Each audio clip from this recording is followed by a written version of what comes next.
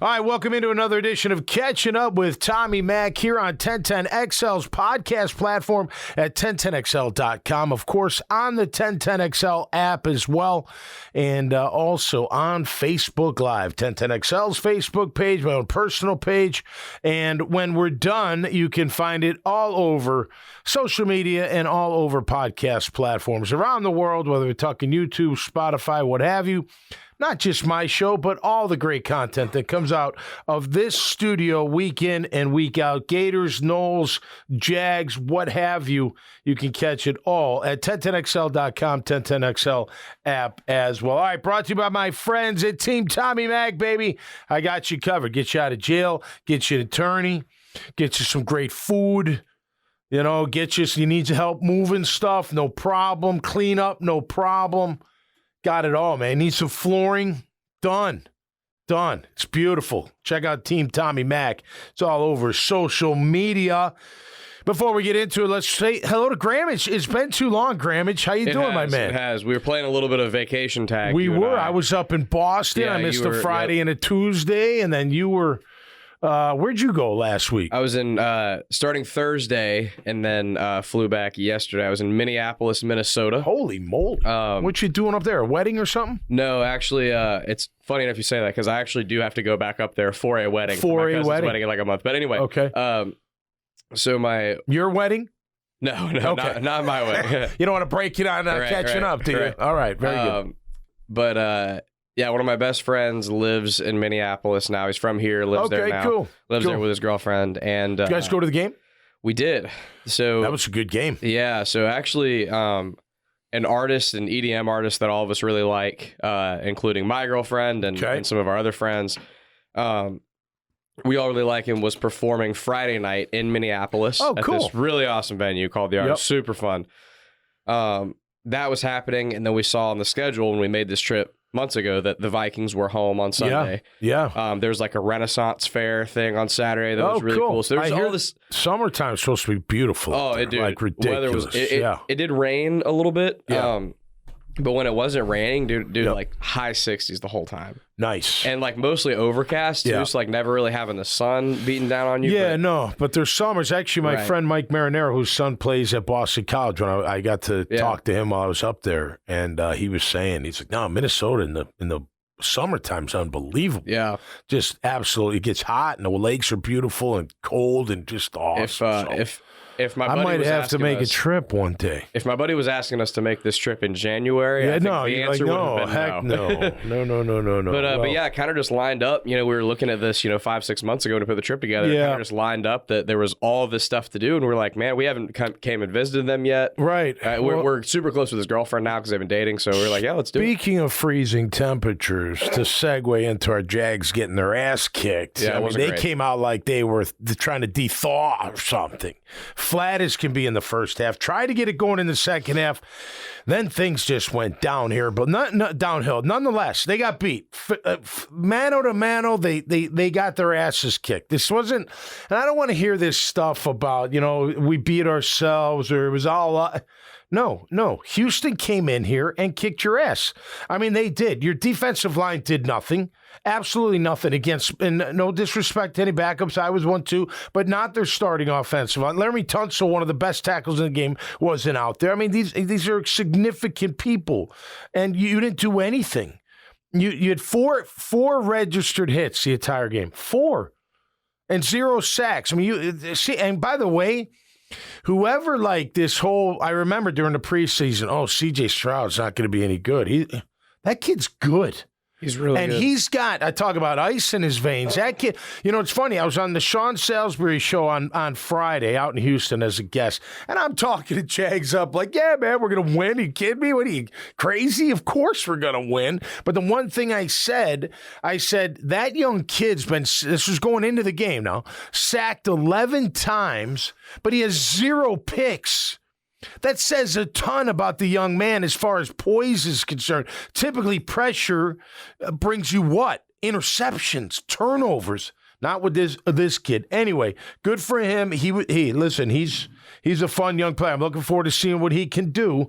Not against us, of course, but once again, we can't get it done. Now, we beat him in yards. We beat him in time of possession. We beat him in first downs, but we don't beat him when it matters most, and that's in the scorecard. And it was right there. I mean, look, I will commend the group. Look, you're down 17-0 at half. It's awful. Everybody feels awful. And by the way, not a sold-out crowd. And I don't know, the heat, whatever. I love you, Jag fans. Look, I go on courtesy of the Jags, so I'm not going to complain. It was fun being there. It was. The score wasn't fun. It was so annoying. And can I just say something sidebar? And I think everyone will appreciate this. And we don't go to every game, but this game, we were seated and kind of stood. It was in the terrace suites, the terrace suites. And the Lawrence family was there, including his wife, Marissa, right? Marissa. I didn't meet them. But I tell you what a family that holds himself with a lot of class. She's such a young kid, and she has a lot on her plate, man. I was even said to my wife, I'm like, wow, I'm surprised she's not like up in a box, like protected and whatnot. Now, she had people with her, no security or anything like that, but friends, you could tell. It was a guy that was there. You knew he was going to, he heard, I think someone's dad was there, maybe her dad, I don't know, whatever. Well, you got to have somebody because people are crazy. Without a doubt, you got to have protection, of course. And I would, not that I was going to do anything, but I was like, man, nobody better mess with any of them because that's just not right. And nobody did. Everybody was fine. But she handles herself with grace. He throws the pick, which was, oh my gosh, it's like Trevian otherwise had a pretty good game. The receivers didn't help him out. We're going to get into that. And she likes trying, she's like, just, you could tell. It's like, you're frustrated. And someone asked her for a picture to be taken with her, a woman and a young kid, and on a dime, no problem. Smiling. That's nice cool. As can be. It happened right in front. I was like, you know what? I like that, man. That's cool story. That's not an easy thing to do, to be the wife of Trevor Lawrence in the public crowd when you know what I mean, and things aren't going your way. Everybody was gracious to her, but I just got to commend her and her family. It was fun. It was good to see. I look for that stuff. Well, I shouldn't say I look for that stuff. I like seeing that stuff. That means a lot to me. That means there's a lot of grounded, foundation, which is good. Anyway, the pick was bad. It was terrible, and at a terrible time. I mean, right after the kickoff return, which we're going to just get in. Listen, and look, Wingard, Cisco, Harris, I think was trying. They were running, like they were almost jogging. And now listen, I'm going to say this, like, there are times when you're running on the field and it looks like your teammate's going to make the play. And you might just let up, you know what I mean? Like he's going to tackle him. So you can see how they change in their speed when it doesn't happen. Like, I should have, you know what I mean? But you can't do that, man. Listen. And if they're tired from playing too much on defense, then get them off the gosh dang special teams and put some fresh legs in there. That was awful. The Pooch, okay, he fumbled it, great, but why? Just kick the crap out of the ball out of the end zone. But whatever, even with the Pooch. You got guys like out of their lanes. You got guys loafing. You know what a loaf is? Have you ever been in a meeting room where you get called out on a loaf? My roommate in college, Jason Bohobic, who was a starter for us at Boston College, had 7 loafs in a game. 7. Coughing like his head was going to pop off. He was so mad. Like, how could you have 7 loaves? Basically, like, yeah. Just jogging. Just, no sense of urgency. No, like, I better get my ass over there. I better do something. None of that. And there were guys like that. And if I'm missing guys, I apologize. I was going to rewatch it before this show, and I didn't, just the kickoff. But I know I saw Wingard was kind of jogging. Cisco was kind of jogging. Johnson, he tried, but he even was like, I don't think I'm going to be needed. And then next thing you know, you're needed. What a dagger. You fight back to 17-10. You're right there, and then that. And again, if he gets tackled right there, I don't care if it's a pooch punt, right? If you knock it out of the end zone, what is it, 25 anyway? So it's about the same yardage anyway. But whatever, you got to tackle the gosh dang. And credit, you know what? I wrote the kid's name down because he deserves it. Andrew Beck. Great job, man. He's got some wheels, dude. Faster than you would have thought. He wasn't rumbling and stumbling either. He was like, tink. Shifty too. That like he had to make a little move to make all those guys miss it. But look, that wasn't the only thing that of course went wrong. not. But that was big dagger. That was a big dagger. Looking back through the game, would you say momentum killed you? Yeah, I was gonna say it's my opinion that if that play doesn't happen, the Jaguars come back and win the football game. Possibly. Look, if Ridley makes the catch, if the defense doesn't screw up coverage, wide open twice. Yeah, you're not wrong. You know, I mean, it was a big play. Now, I'll say this, and I'm not putting it on Trevor. I thought Trevor had a nice day, and we're going to talk about some of the shit, but overall, aside from this, because after the return, you're like, okay, that's kind of a fluke.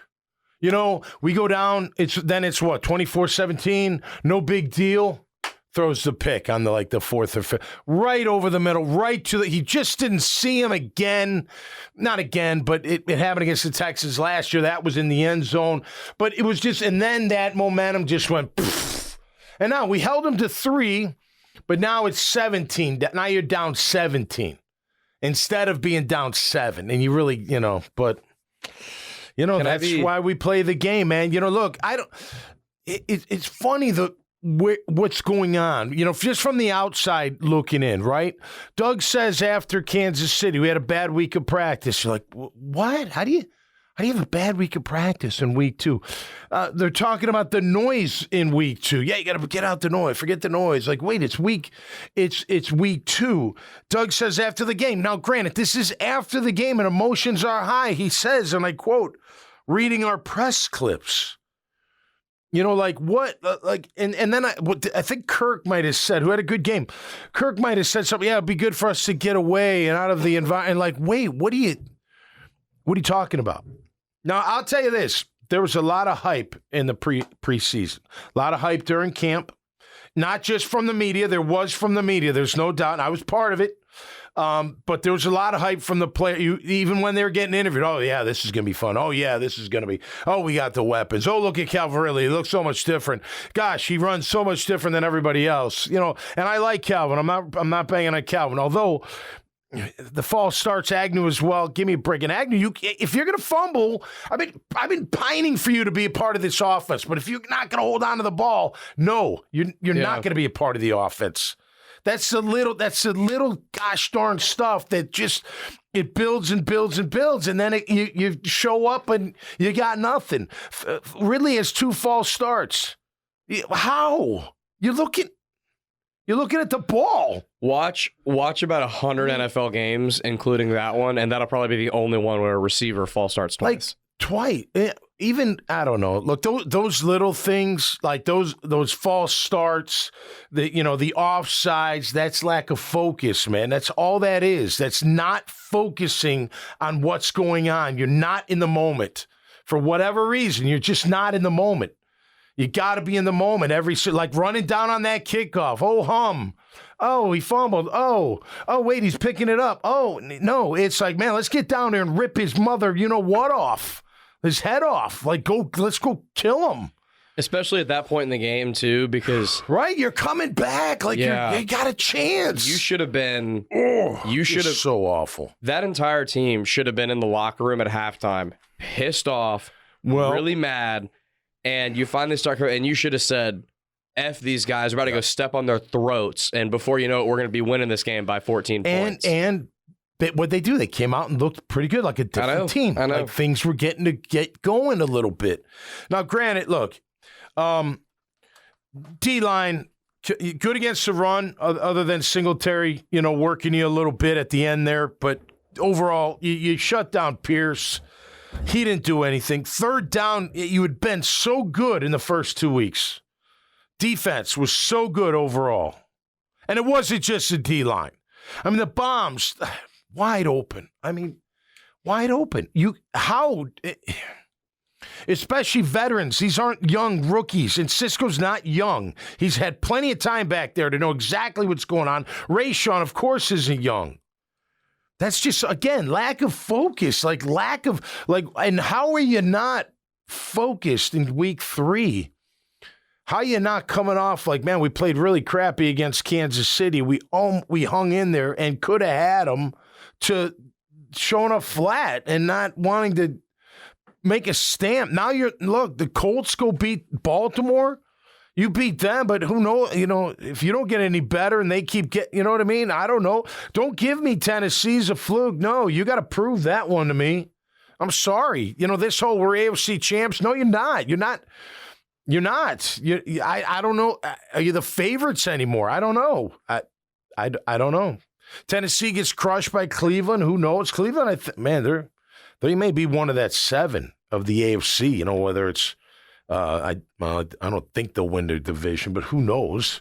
That Deshaun Watson made some kooky plays, doesn't he? Throwing it behind the line and whatnot. But nonetheless, look, 0 sacks, 4 QB hits, barely any pressure, 9 of 16 on third down defense, 9 of 16 after playing pretty good, But 9 of 16, that's 60%. Oh, you can't win like that. You can't. Special teams. Blocked field goal, missed field goal, McManus, brother, cousin, whatever. Long lost somebody with the same last name, man. Missing kicks. You don't miss kicks. That's what I'm talking about. It just seems odd. It just seems odd that you wouldn't be just rocking for this game. And it happens. It happens. I know it does. I've played on, you just, for whatever reason, can't get it going. The kickoff return's no excuse, but even, and then you had a chance and then the pick, and then it just went downhill after that. Trevor threw some nice balls, especially early, man. The one to Ridley should have had. There's no doubt. He put in the perfect spot. The next one to Jones, Tim, can we drag our feet? Even try to? The little thing. It was high and outside. I'm not saying it was a perfect throw. He caught it, which was a great catch. But he didn't. You look at Godwin last night. He's got his tiptoes. He's not, he's trying to hang on for the last minute to make that catch. He makes the catch, but he's way out of bounds, incomplete. But drag your feet. Make plays for your guy. Ingram balled out. He came to play. He did. Kirk had a good game. He came to, look, they can count on him. O-line, look, overall, we'll go through the stats. You were okay. Nobody got any sacks. Trevor had a nice day, man. His 69%, 6.9 yards per attempt. But third down stunk. 5 of 13. 38.4. Yeah, that's not good. You got to be in the 40s on offense. 30s, I can't give you a good grade for the offense. The pick was bad. We know that. The drops, I think there were a couple. Just not good. Not good. I mean, just disheartening. But look, again, they're 1-2. They do good. Go away. Change everything. Whatever. Come back a brand new team. Fine. Do it. I mean, don't get beat by Atlanta. I mean, Buffalo's going to be a tough out, but you can't get beat by Atlanta. Don't disrespect Atlanta. And, it's interesting how Doug, now granted, it's after the game. It's an emotional game. He ripped him at halftime reportedly. He's not happy. Reading the press clips, maybe. I mean, again, it's different when the target's on you and they game plan for you. They game plan everything. And then you're not doing the little things. How much extra work is everybody putting in? That's a good question. I don't know the answer. I don't know. I have no idea. But you got to put a ton of extra work in if you're a player. Coaches already do. They grind. They typically grind, and I think Doug's staff does. But with players and the minimal amount of practice time and field time and actually being out there, you got to do extra. You got to do a lot extra. And I think like Doug said, you got to look in the mirror, man. I'm a big believer in that. ETN had a good game. He battled. He did. Tank, it's funny. You look at Tank and, he's going to take carries away from ETN. No, he's not. ETN, I like the way he's running, man. He's running tough. He's thumping up in there. The O-line against the run was, overall, they were pretty good. Well, pretty good. This offense has just been, a little bit better. It was a little bit better. It was, in my opinion. Not a ton better, but a little bit better. And I expect it to continue to get better. I broke my glasses again. I break these things, you take them off your head, and that one thing just tink, pops right off. These are I don't know, I think these are my wife's or something. But they work, nonetheless. So that's, look, I'm not going to sit here and say, although it's a team game, there were guys that came to play. And then there were people that didn't, for whatever reason. Hey, special teams, this is a maybe not for the guys that already got paid, like Wingard, but, the message to you is, hey, we'll find someone else to run down. You don't want to run down? You don't want to give full effort? I don't care for a pooch punt. Make sure you're down there. Right after he catches it, you should be right on him or near it. That was disheartening.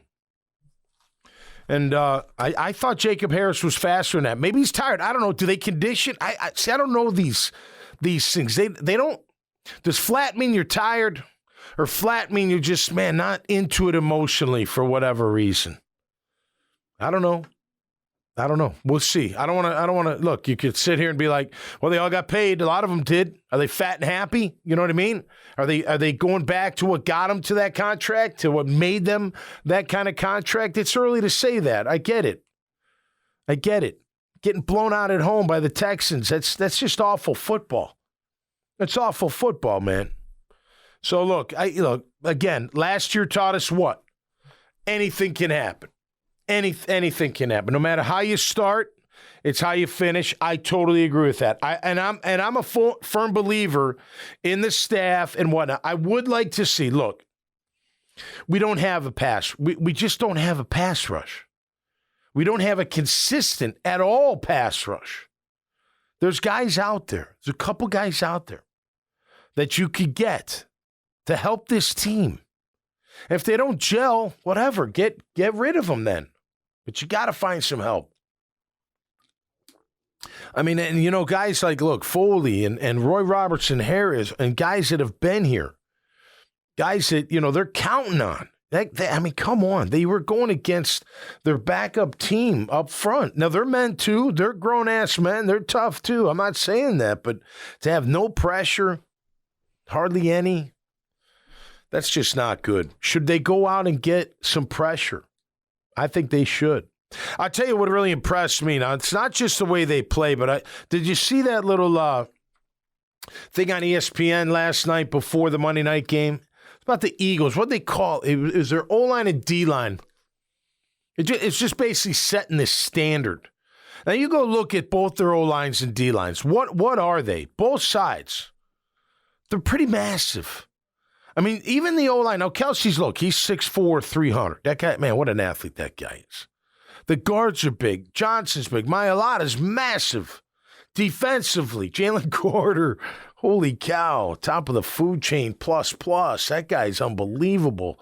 6'6", 336 he's listed at. There's no way he's 336. But, man, him and Fletcher Cox, Hassan Reddick, that's investing in your up front. It's great to have everything else, but you got to have the right guys. And I'm not saying they don't. I'm not ready to write anybody off yet. It's way, way, way too early.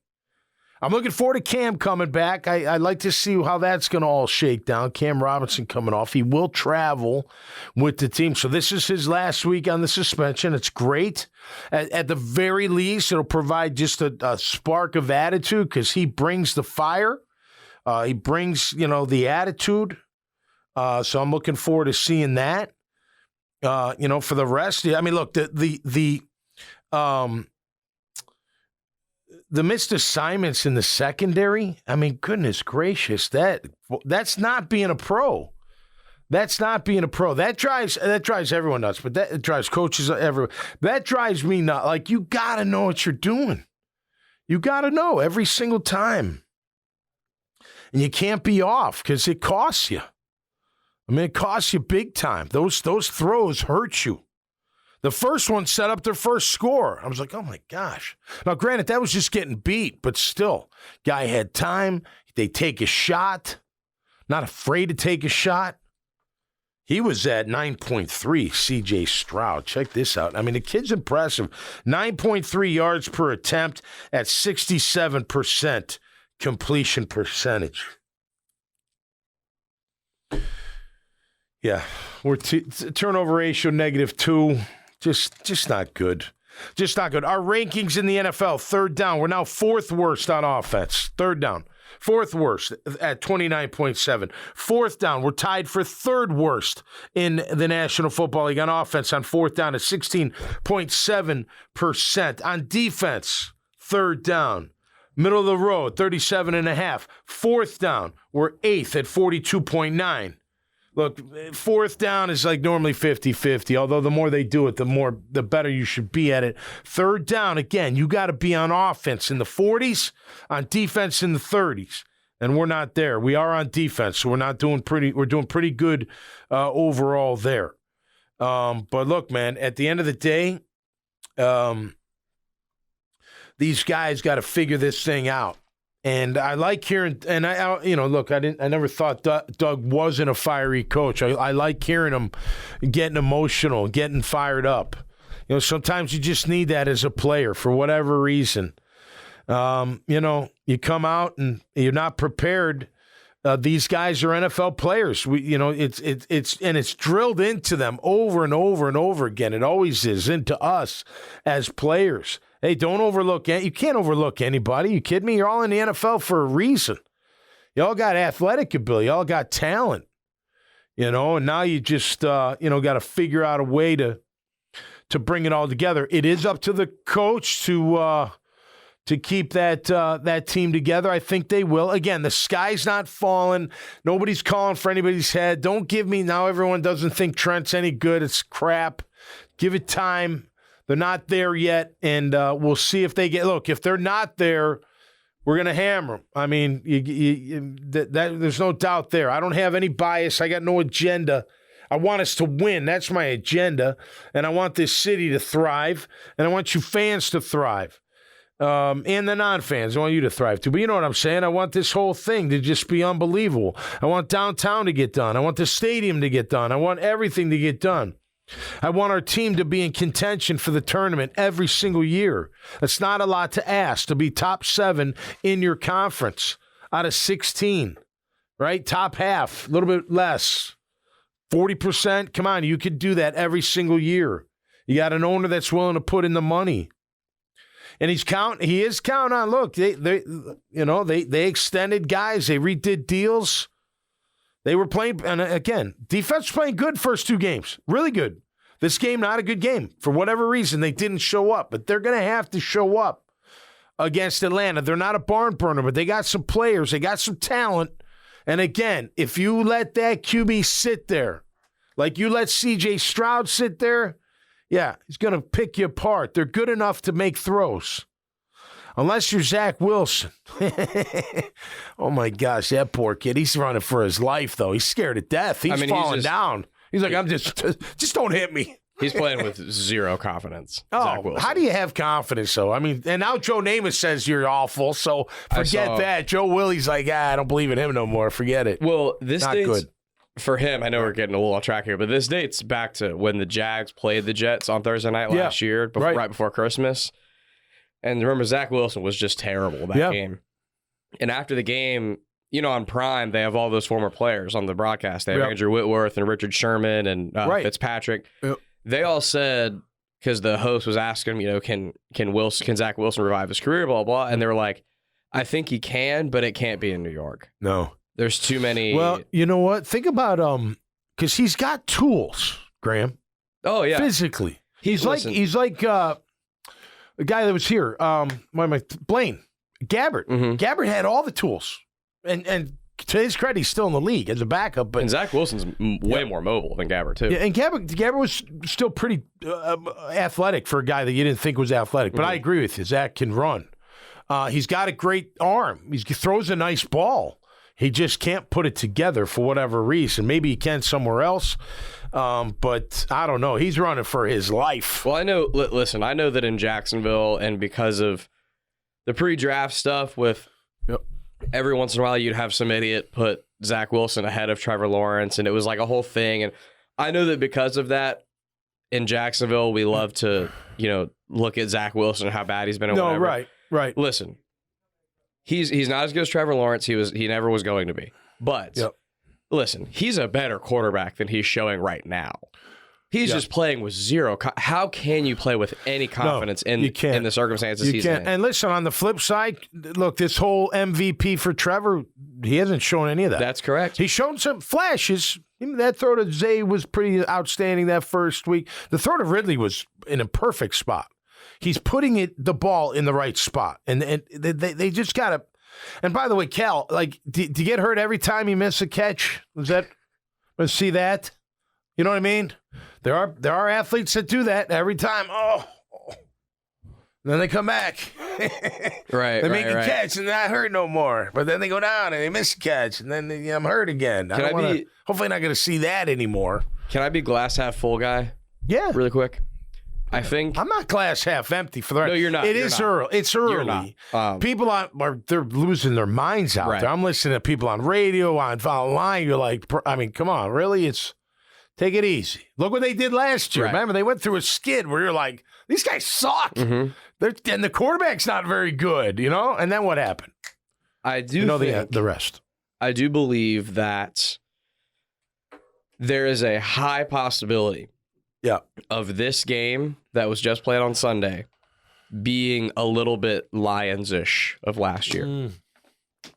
I don't know if I believe that, but maybe. Let's hope.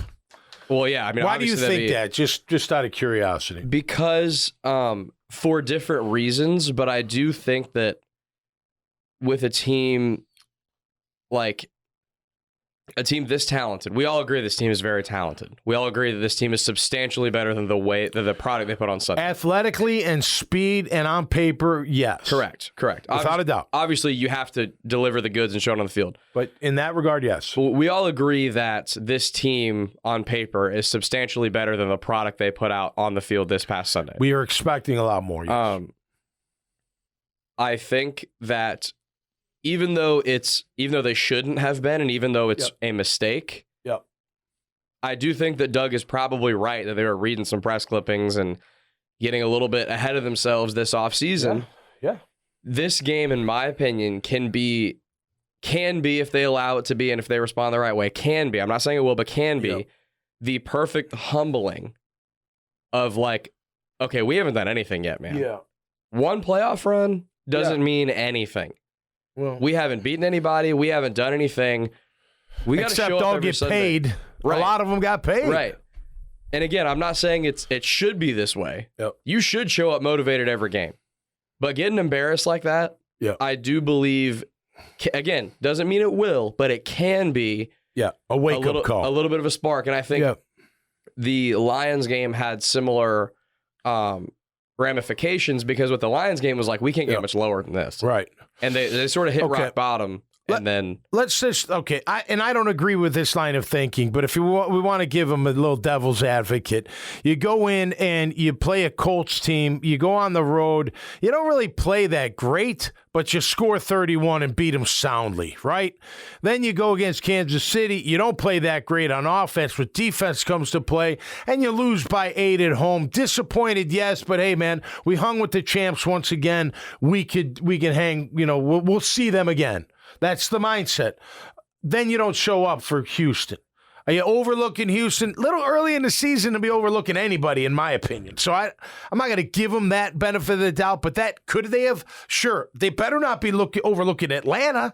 You know, if you want to choose between the two, you may have chosen Atlanta to overlook, but not anymore. And then you got Buffalo. So you gotta beat Atlanta. You gotta be. If you don't beat Buffalo, you're 2-3. Not the end of the world. Maybe you do bring it together, and maybe you do find a way to beat both teams and come back with a winning record. But if not, you just gotta beat Atlanta, in my opinion. You can't come back losing the next two. I mean, you can. We're going to allow you back into the city, of course. But you're going to be what now? 1-4, right? What are you, 1-2 now? Yeah, you'd be 1-4. Now, look, I'll tell you that, and I hope you're right on the Detroit comparison. The difference is Detroit was getting hot. They had just as hot of an end of year as us, and they had a lot of veterans, including their quarterback. How you let this young quarterback, and again, let's not the right word because C.J. Stroud made some plays. He throws a nice ball. Very accurate and great motion. He's got some talent, that kid. There's no doubt about that. But how do you let that happen? I can understand a close game. The kid's balling. He's just, hey, man, he's a baller. I get that. But to lose by 20, I don't get that. And it was horrible. It was horrible. And look, the special team sucked. The defense didn't get the job done in the passing attack at all. You didn't let, but a young man. Third start.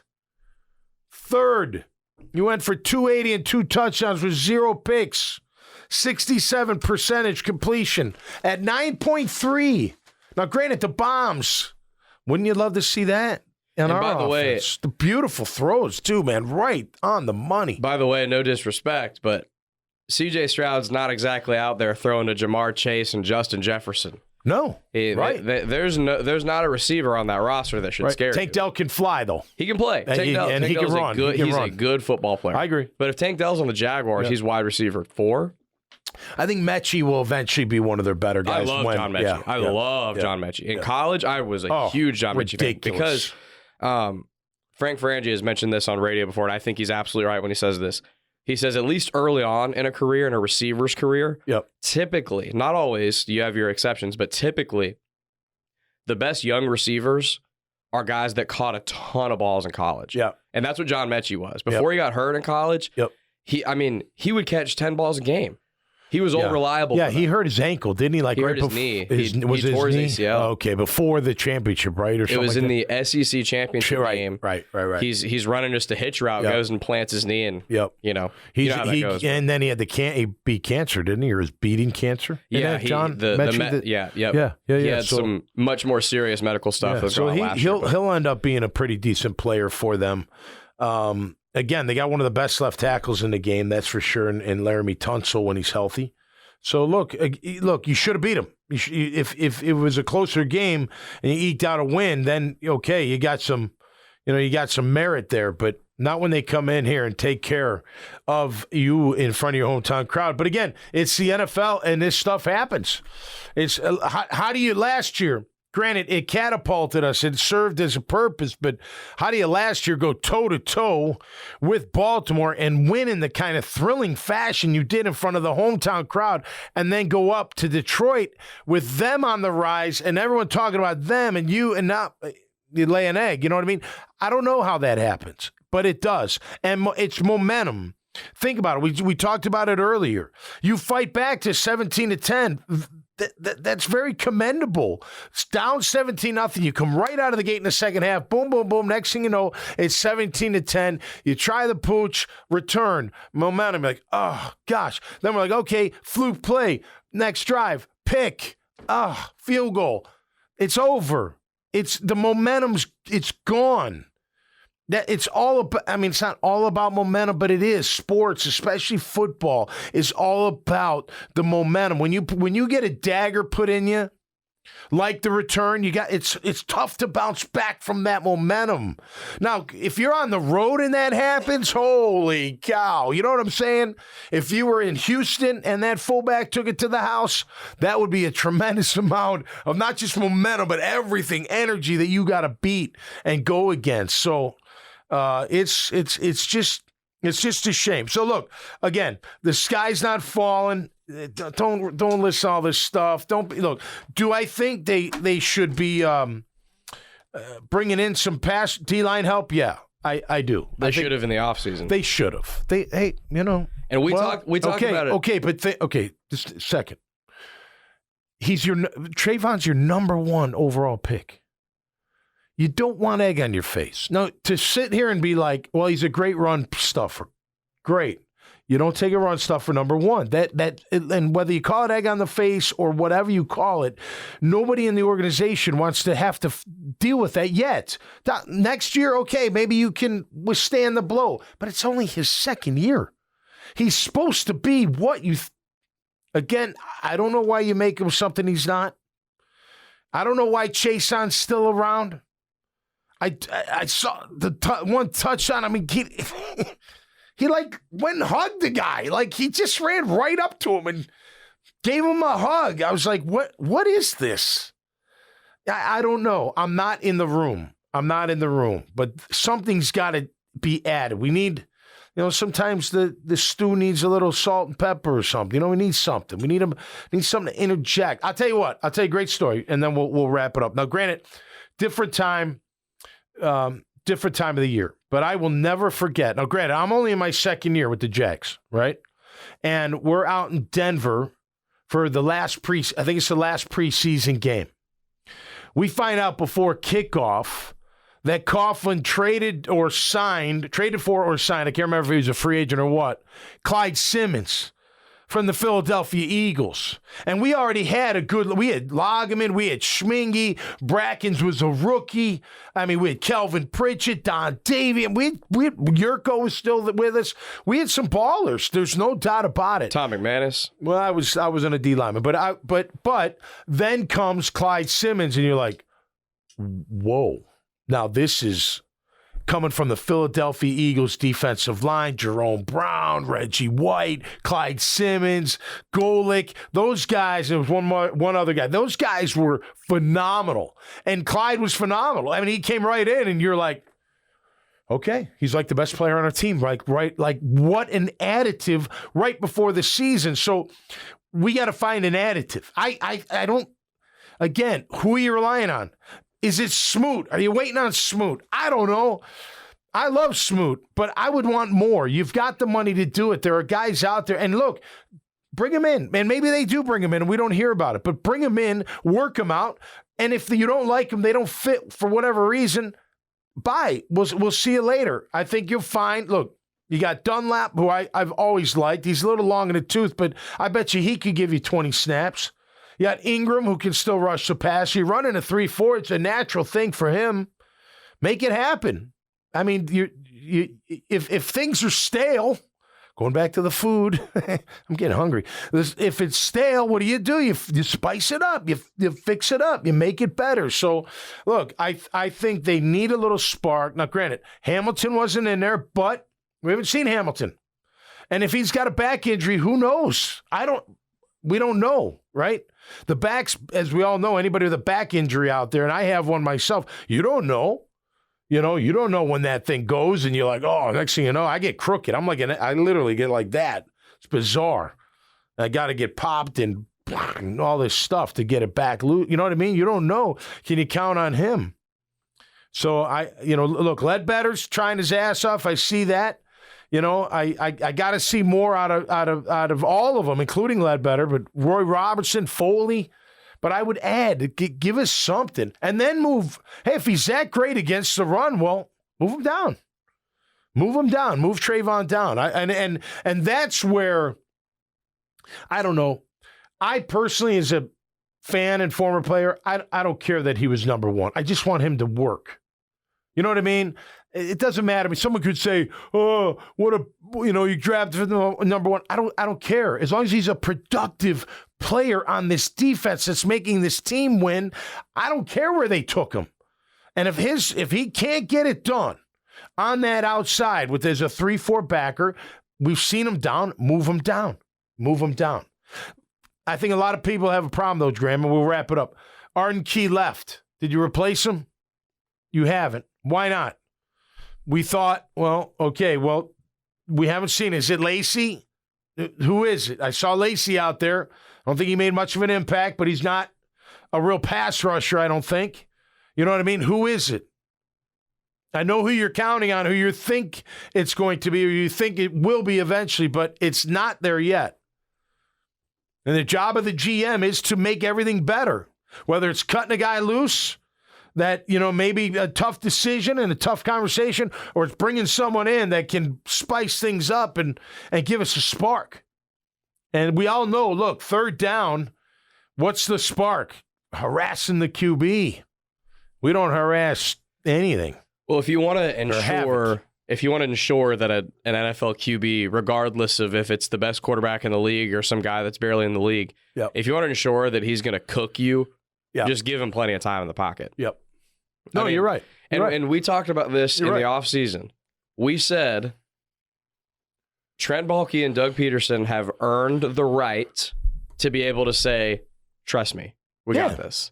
I still trust. And I got no issue. I do too.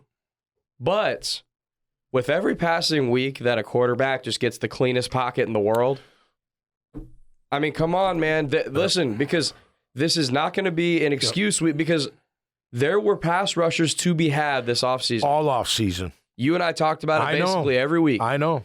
They were there to be had. Yep. And again, although Ngakoue didn't do nothing against the Chiefs from what I saw and read. Nothing. He had which is fine. I'm just saying. Right. It's not a slam dunk, but now it's time to at least test the waters. You have to, man. Come on. This is 3 weeks into a new season. Yep. And it's SSDD. Yep. In terms of the pass rush, man. SSO. Right. Yeah. Different day. Right. Wow, you young kids come up with these monikers, man. It's tough to keep up. Well, listen, I think overall they do have to do something. Special teams, look, I'm a former special teams guy. It's all attitude. And today it's all attitude and speed. I'll tell you another thing. You said Cook. I want to see Elijah Cooks. They activated him last week. They went with Jacob Harris instead, who's an okay gunner. I saw that in camp. I thought, okay, that kid can run down. I didn't like, obviously, what happened on the kickoff return, but I want to see Elijah Cooks. I think he could present some problems for other teams. We'll see if Zay Jones is healthy, but even still, I mean, look, if Zay's not healthy, and I like Tim Jones, Tim's fine, but I want to give this kid a chance. Let's see if he can make a difference. It's worth the try. I mean, come on, you're 1-2. You can't go you can, but you can't go 1-3. Against Atlanta. And what Graham said about pocket, you give Ritter a pocket, he's going to kill you. Dude, it's they all can. It is arguably the number one most tried and true thing in the NFL. I don't care if it is Patrick Mahomes, if it is Desmond Ritter, if it is Brian Hoyer, if it is Gardner Minshew. I don't care who it is. If you want to guarantee that they're going to play well against you, give them a clean pocket. That's right. And because what people... They all can make throws. They're NFL QBs. Yes, correct. Period. You remember back when he was in Jacksonville. Give Tim Tebow a pocket. He'll make throws. Right, exactly. Not a big deal. Back when he was in Jacksonville, we remember, to make it a lot fresher, last year in the playoff game, Chad Henne. Yep. Chad Henne, if you give him a clean pocket, will eat you alive. Totally. They're literally NFL quarterbacks. These guys are in the league making money to play quarterback for a reason. By the way, Zach Wilson with a clean pocket would be way better than he is. There'd be no ghosts. There'd be nothing. Yes. It's a big deal. The great QBs are the guys that are still great with a non-clean Even pocket. With it, right. They'll make Those that are the great throw. QBs. But look, man, you got to get to the quarterback. You got to disrupt the quarterback. Got to disrupt the quarterback. When it's 3rd and 6, and that quarterback has all day to sit and scan, he's going to find a 10-yard pass to move the chains. It's going to happen. If you don't affect the QB, it's a QB league. We know that. You got to have the QB and you got to have the guys to affect the QB. And when you get them both, you got a chance. You got to have the lines, though. I'll go back to Philly, man. You go look at their O-line and D-line. Combined, they are unbelievable. Both units are absolutely top 5 in the league without question. I think you got to kind of have somewhere in that range. Again, it's still early, so let's not get too carried away. I see a lot of my friends from Chicago on Bear fans. I feel for you, man. You're just, not good. But you might have to blow it all up. I don't know. It's still early there, too. I don't know what you do in Chicago, but we'll be back on Friday. We'll take a look around the National Football League. Another great week to look forward to. Of course, the Jags in London, back-to-back. Atlanta this week, and then Buffalo next week. This week is their home game against Atlanta, and then next week will be supposedly on the road. Well, they're on the road, and they'll be the visiting team against the Buffalo Bills. We'll talk through the Falcons, what to look for, what's got to happen. Of course, you can catch me on the horse's mouth every Thursday, baby. Love doing that.